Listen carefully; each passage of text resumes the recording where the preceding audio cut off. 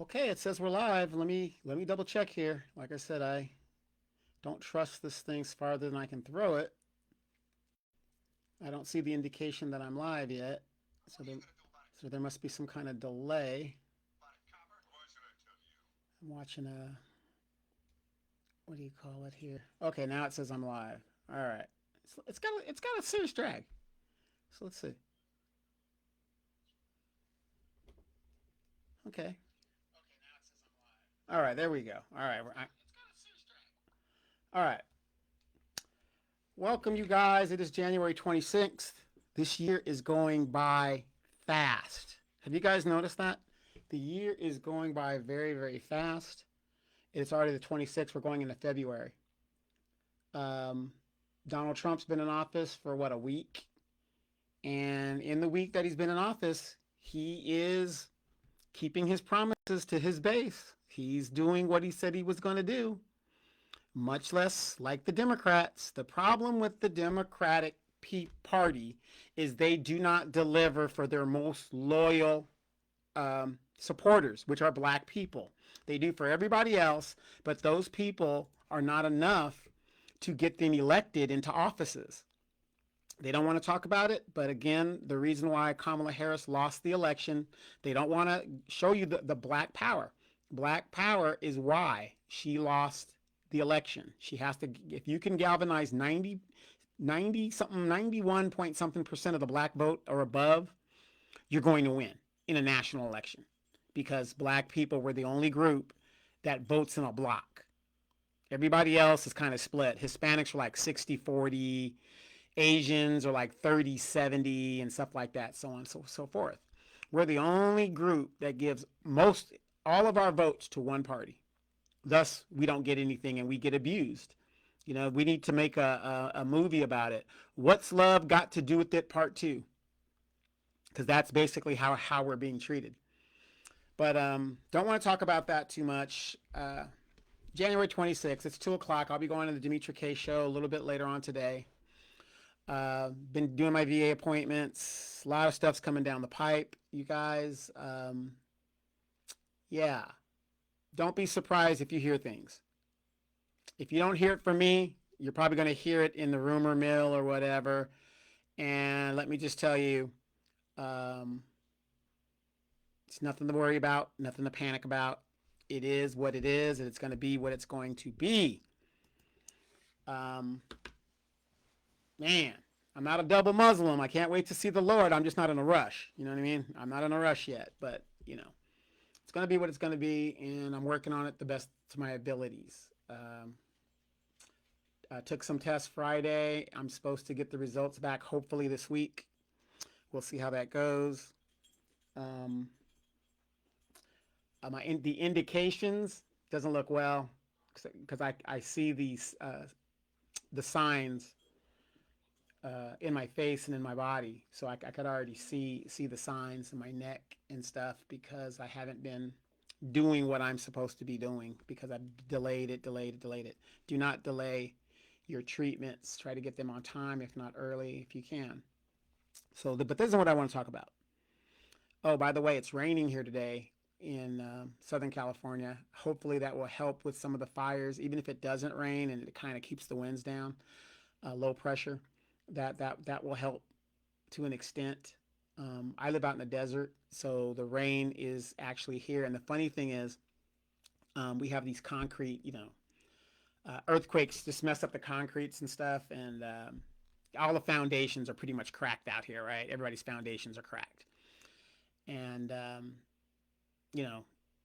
all you can do is do what you can do. And I notice as some of the earthquakes continue to happen, I could see the foundation is kind of like in my driveway, it's like rising. One is rising, one is getting lower, and that's from the earthquakes and the aftershocks and the tremors that keep coming. So I've been monitoring that and doing all that other good stuff. So what I want to talk about is let's get away from American politics and all the BS that's going on in the United States. Let's talk about what's going on in South Africa. 35 years since apartheid ended. The majority of the land in South Africa, and I've been to South Africa, is still owned by the 11% white minority. Why do I keep bringing this up? Why is it a black and white thing, whatever I'm doing? Because, again, what we see happening over there is no different than what is happening over here. It's just happening under a different disguise, right? So, we talk about this democracy and all this stuff that, oh my God, the people are in charge. Are we? Are we really? Look in America. We couldn't even impeach a criminal president. We couldn't even use lawfare against a criminal president. They can't remove him. They don't want to remove him. They play these, I call it political theater. That is what's going on here in the United States. We have been conditioned, for those of you guys that are still in the matrix, we have been conditioned to play political theater, political football. My team, your team, my team, your team. It could only work when you have two dominant parties. And then any other party rises, the two dominant parties attack the rising party and stuff like that. We talk about people being controlled, but yet we have no mechanisms to move these corrupt people. I'm just shocked at how those of you that are still on the Democratic plantation, and that's what I'm going to call it, and that's fine. If you want to stay there, not everybody wants to be free. Not everybody wants to, go build. Not everybody wants to do that. I'm all for that. Some people have to be left behind. That's just how it is, right? All of these pardons, I don't know what else the Democratic Party has to do to show black people that that is not the party for you. Marilyn Mosby should have gotten a pardon. Here's a woman that crashed out for the Democratic Party. Look at all of these attorney generals that put their lives and their careers on the line for the Democratic Party, only not to be given cover by Joe Biden as he walked out the door. But Joe Biden made sure he covered himself, his family, everybody, as long as they weren't black. Did you guys notice that? Did you guys notice that? Mm-hmm. And people are still crashing out and making excuses. What is it going to take for you guys to wake up and come out of the matrix? I don't know. I really don't know. Now, I'm going to be neutral in this, right? So I looked at all these pardons and what is going on and all this other stuff, and I said, wow, look at all of these people he pardoned. How many of you guys remember those judges in Pennsylvania that was putting kids into prisons, private prisons, for money? How many of you guys remember that? Okay. He pardoned those guys. He was abused. These judges were abusing children and getting kickbacks. He pardoned those guys. Do you guys actually believe those judges deserved pardons over Marilyn Mosby, Fonnie, Gorilla Grip Willis, any of the black prosecutors that are out there? Yeah, there was a guy in Brooklyn, Danny Girl says, I don't. Now, I'm going to look at it objectively. Like I said, I'm not a Democrat, nor am I a Republican. I've been an independent since 2016 when I saw that even having a black president, black people still didn't get anything. He didn't make us whole. All the housing that was stolen. So I left. I said, I'm done. I'm completely done. If you can't get anything done with a black president, and I know he's not FBA lineage based, whatever it is, but the point is, a lot of us voted for him just because of the color of his skin. Let's be real. I voted for him because of the color of his skin, because I was still on the Democratic mindscape, right? So I left in 2016. So I'm looking at this as an independent. I looked at all the people that this man pardoned, and we've been saying for a long time that I've been telling you guys, Joe Biden's a Dixiecrat. Very conservative. No different than a conservative Republican. They just switch parties, and it's just a mess, right? How politics works. So I said, wow, he didn't really pardon any black people that went to bat for him.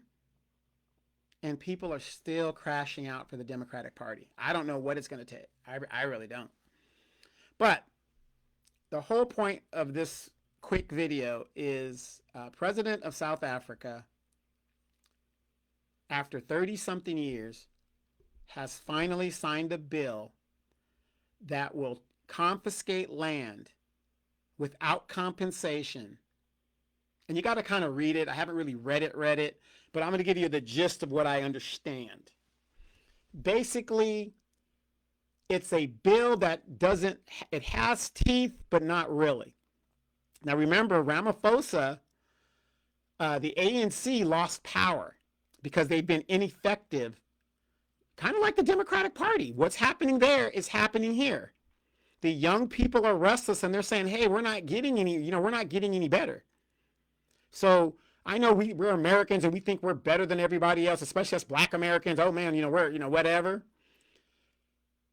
But you got to pay attention to the politics over there. So they write this bill. Okay, the ANC have been in power since Mandela, and then they've just been losing power because, here's post-apartheid. They let all these criminals and murderers go in the Reconciliation Commission that they formed, another BS commission. They let the white people off. And instead of getting retribution like they should have. And so 30-something years post-apartheid, and black people are in a worse position than they were during apartheid. What does that sound like here in the United States? Post-civil rights, you had more black doctors, you had more black lawyers, you had more black businesses, you had more black communities than after civil rights. We've been basically eradicated, and now the Democratic agenda and that basically the national policy is to eradicate black people, gentrification physically and gentrification politically. That is why they let all these other people in here and stuff like that. And it's very, very parallel, similar. So they write this BS bill, right? That land distribution, the population of South Africa, the Afrikaners, whites, are about 11% of the population, something like that. Between 11 and 17%, something like that, okay?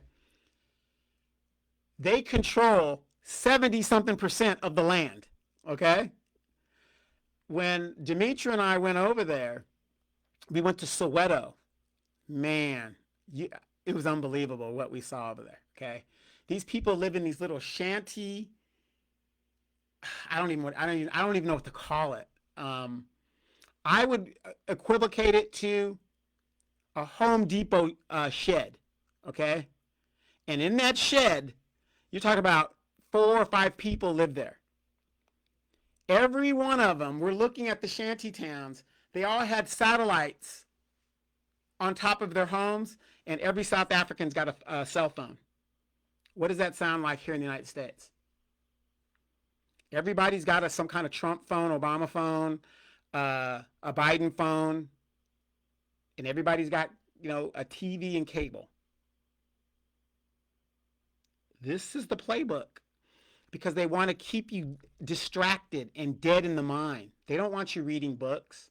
They don't want you looking at different platforms like, this one or that might give you some ideas. So Ramaphosa finally writes a bill to redistribute the land. They were supposed to redistribute the land right after apartheid. But the white people were resistant. There was, if we do it now, the white people will still be in rebellion and we'll have a civil war and it'll still go on and on and on and on, right? So the blacks waited, they waited. So now, 35-something years after apartheid, it still hasn't been done. Black people are still marginalized in that country. Kind of like in this country. We've been marginalized. Systematically marginalized, legally marginalized. So he writes a bill, and the bill has no teeth. You want to know why the bill has no teeth? Because the white people aren't getting upset. That's how you know.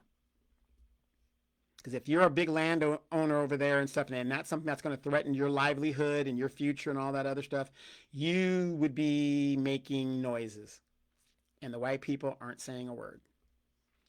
The ANC, which was a omnipotent party, had to form an alliance because they did not have enough votes to form a government. So for the first time in their history, they had to align with another group. And I believe the other group was a white group. And isn't it such a coincidence that when they aligned with this white group to maintain power in their parliamentary democratic system, they write this bill that the white people seem to think is perfectly okay. But basically what the bill, and I'm just paraphrasing, basically what the bill basically says is the government can go and take your land without compensation, because before they were asking people, white people, please could you give us some of the land and we'll compensate you for it. But it's been 35 years now, so people want to be like radical. So yes, they wrote this bill where the government can now do it, but there are provisions. If the land is not being used, the government could go in there and take it. If the land is abandoned, things that really, it doesn't have any teeth. It sounds good, gets the black people, woo, yeah, we're going to get some land. And you don't get anything at all. They're not going to get anything at all. It's like having the George Floyd bill, a bill that has no teeth. Most people in the United States encounter police at the local level, not at the federal level.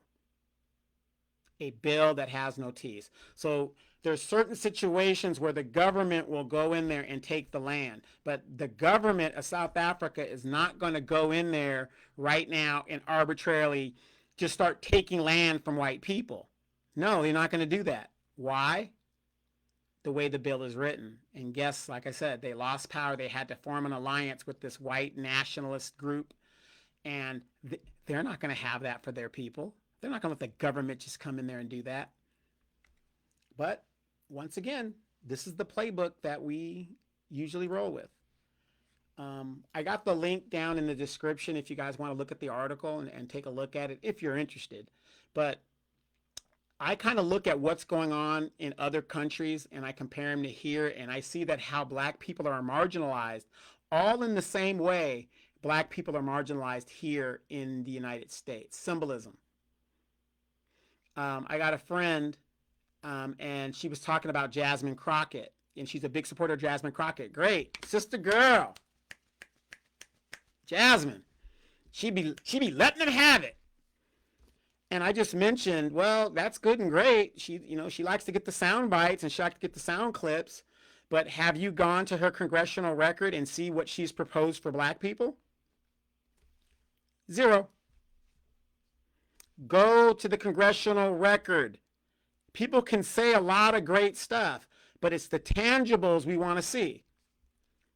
How many of you guys know Jasmine Crockett signed on for illegal immigration? She signed on for the Dreamers. She signed on for everybody else but black. In her congressional record, there is nothing that has to do with black people that she proposed to better their lives. And yet, people just get so excited about a Jasmine Crockett.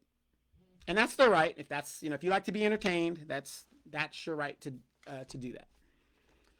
But it's the same thing over in all these other countries. For some reason, black people are marginalized. And look at the playbook. They get these token Negroes to do the dirty work for them. And those token Negroes are willing to do it. But a person like myself or the new black media, we point this stuff out. People go hard against me because I'm exposing and telling the truth on these people. That's where we're at. All right, you guys, I just wanted to drop that nugget real quick. If you guys are interested in the article, and you should be, because what happens to them is a playbook to what happens here. How did Hitler know how to marginalize the Jews? he studied Jim Crow laws here in the United States.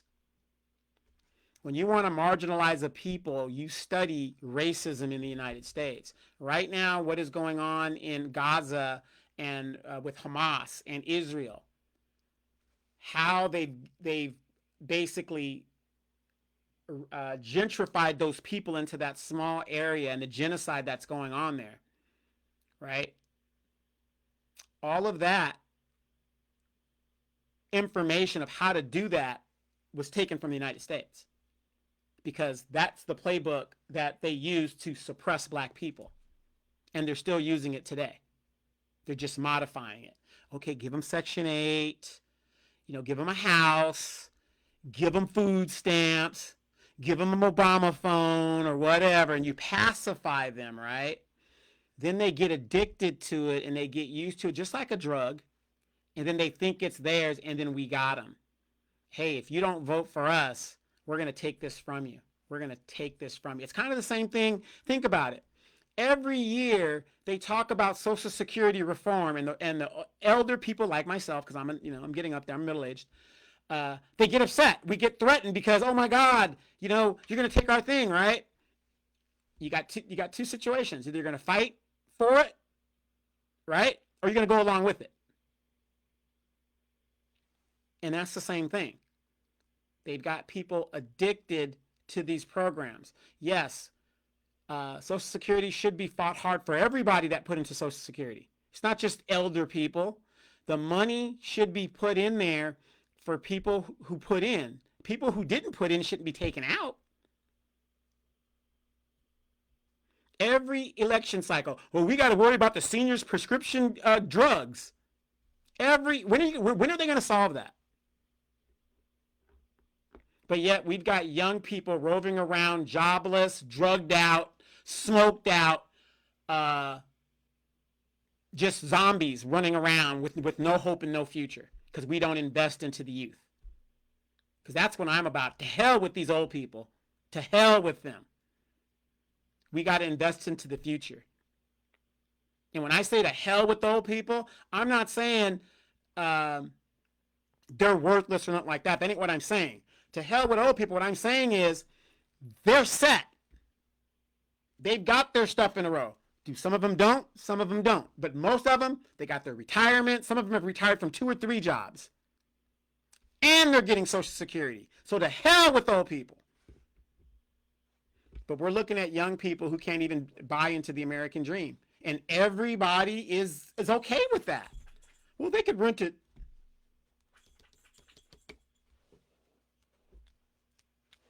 I put up facts in regards to this organization, this Mexican-American organization known as LULAC, right? It's like a Latin American organization, whatever you call it, right?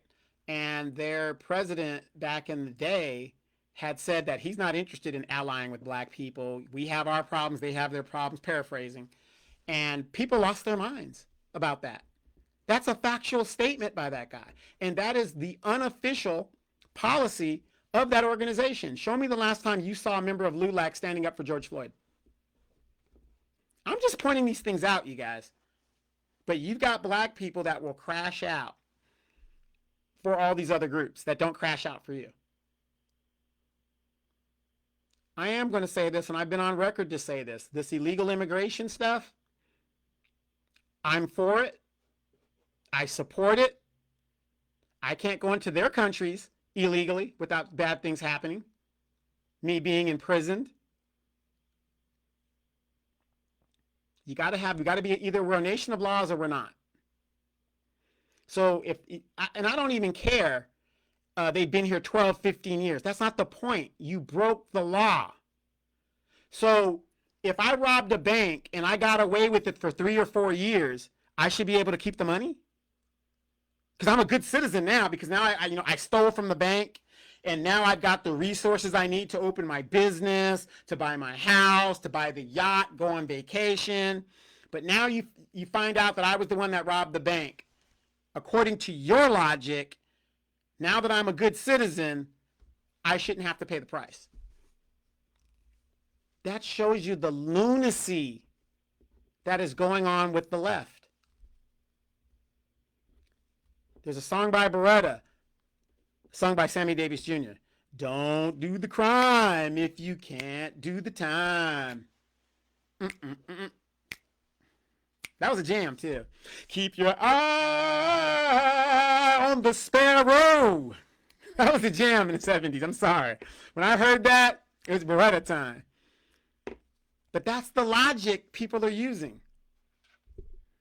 I've got friends that are first generation immigrants. You know, their parents came here illegally and they're citizens and stuff. And see, and it's different for them because they're like, hey, nothing's wrong with it. I got here, whatever the deal is. See, they have a affinity because their parents were illegals. So they're like, yeah, it's okay. You bring them over here, whatever. And I know we're going to get these people. Well, what about Donald Trump and his wife? She's a, you know what? Yeah, absolutely. I'm with you on that. The law applies to everybody. Or does it? Or does it? Joe Biden didn't. Anyway. So anyway, meet me over at the Dimitri K Show. We'll be there in about 30 minutes. We'll see you guys over there. Just wanted to touch your brains real quick, talk about something different. Again, these governments are working in cahoots together to marginalize black people. And this is happening all over the world. And I can say that for the simple fact that I've traveled all over the world, and I still do to this very day. And I'm going to tell you, I'm seeing the same thing everywhere I go. Jamaica, Panama, South Africa, Nigeria, the Congo, Uganda. It's all the same thing, using the same puppets, using the same basic engineers. Wake up, everybody. Wake up. Wake up. You guys have a great day. Be safe. Join me on the Dimitri K Show at 3 o'clock Pacific Standard Time. We'll see you on the other side. Talk to you.